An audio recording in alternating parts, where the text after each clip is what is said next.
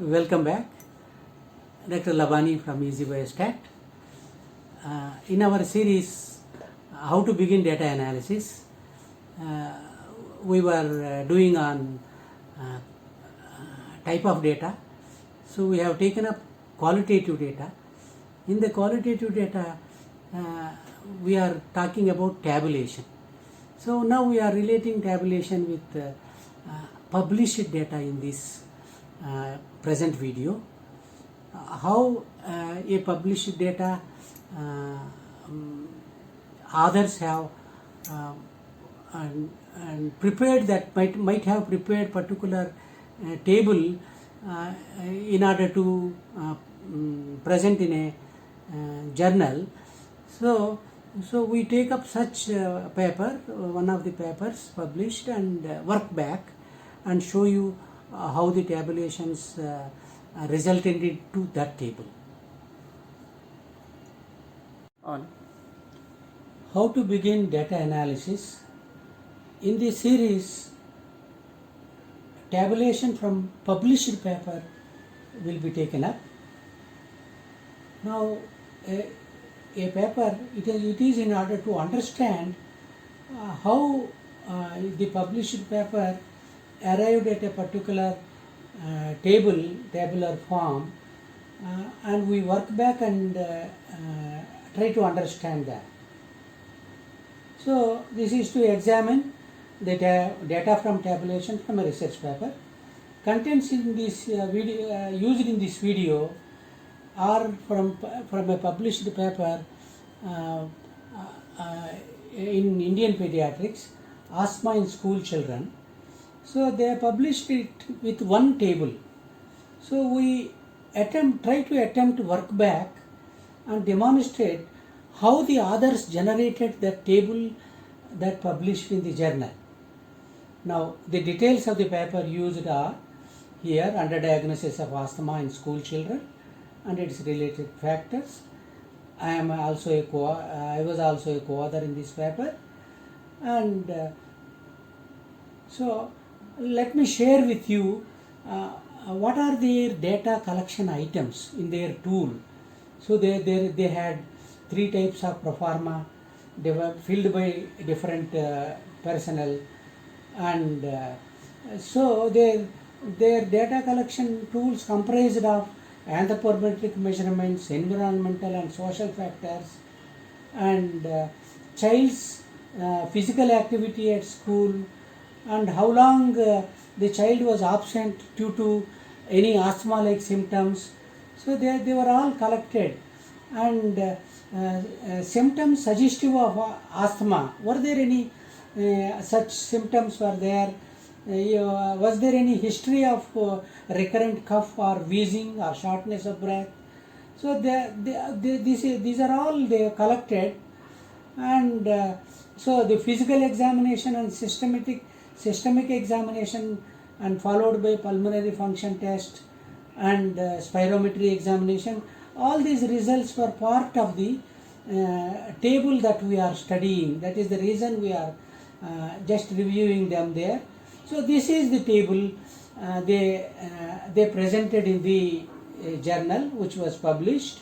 So if you look at, they have presented 15 variables here, starting from sex, and then age, then cough, wheezing, shortness of breath, physician labeled bronchitis, family history, and labeled asthmatic in family, pets, carpets, stove, passive smoking, method of cleaning, family income, and presence of rhinitis. So if you see, they related labeled versus unlabeled. So is asthma is getting labeled by the physicians when they examine them. So it is often missed out to be labeled. So they wanted to find out factors associated with the labeled or unlabeled asthmatics. So they have, in their study, they have got about 25 children to be labeled, and there were 115 children unlabeled are there. So they they related these with the various factors. What are the factors associated with getting unlabeled or labeled? And then in this video we wanted to see how the authors arrived at this table, and how much analysis they did and how they did it. Okay, so they basically they need to perform a two-way table. So we were talking about in the previous video one-way tables and two-way tables. Two-way table is for the purpose of association. Here also we wanted to see getting labeled is associated with a factor positivity or not. This way, this kind of tables we have to perform for all variables. Like if you look at it, first variable sex, male and female, they have given full table. So the table,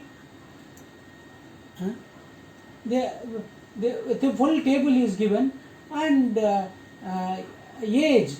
Age is also two categories they have given. 2 by 2 table is there. So look at cuff. Only one 25 out of 25 are having cuff, and 115 out of 115 are having cuff here. Now we'll look at wheezing. Out of 25 labeled, only 22 are present with wheezing. That means only positive for wheezing is given, and negative for wheezing or no wheezing is not given in this table. So in order to save the space, because the totals are already given, n is equal to 25, if you subtract wheezing present minus from the total, you will get wheezing absent. Similarly, in the unlabeled also, so how many are wheezing present? There are about 35 are present. So if you subtract 35 from 115, you will get wheezing not present in the unlabeled. So that is what you have to make. The others might have done. In fact, they performed 15 2 by 2 tables, and in order to find out the association. So let us look at the tables, the kind of tables. So age and sex, they were already there in that. And look at cuff. Cuff, there are only no cuff is only 0. So this is not much of this thing. Use. Then wheezing. Wheezing yes is 22. Wheezing no is 3 in the labeled. Wheezing yes is 35 in unlabeled, and wheezing no is 80 is unlabeled. So this no part is not there in the table. They have safely omitted this, and they gave only wheezing yes 22 and 35. So that is how we have to learn after doing such analysis for presentation purpose, how the table has to be made the way the others have made. Similarly, like shortness of breath also, they made the table. So once we make the table, several 15 2 by 2 tables, and association can be studied. Association can be studied for everyone. So look at it. Now the extent of association they calculate at odds ratio. So and the significance, statistical significance is denoted as p-value. So these two items we will be talking about them in the next video. So now computation of extent of association, that is odds ratio between factor and asthma getting labeled, and along with p-value for assessment of significance will be covered in the future video in this series. With this, I thank you. See you again from Easy Biostat.